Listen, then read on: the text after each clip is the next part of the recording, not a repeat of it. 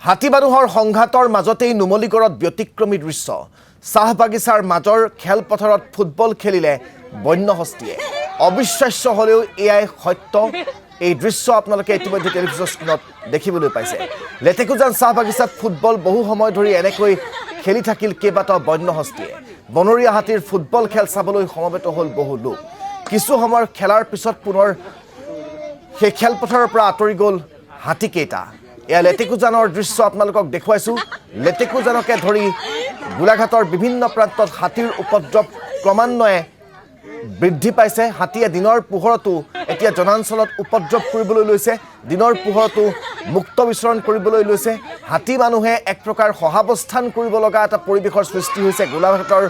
মৰঙি লেটেকুজান থোৰামুখ আদি অঞ্চলত আৰু তাৰ পিছত কালি লেটেকুজান চাহ বাগিচাৰ এই খেলপথাৰখনত দেখিবলৈ পোৱা গ'ল এনেদৰেই বন্যহস্তীৰ এটা জাকৰ কেইটামান হাতীয়ে এইদৰে এটা খেলপথাৰৰ ভিতৰত প্ৰৱেশ কৰি সেই খেলপথাৰত থকা এটা ফুটবল এইদৰে খেলি থকা দেখিবলৈ পোৱা গ'ল আৰু এই দৃশ্য বন্দী হ'ল আমাৰ সাংবাদিকৰ কেমেৰাত যি দৃশ্যই আপ্লুত কৰিলে বহুজনক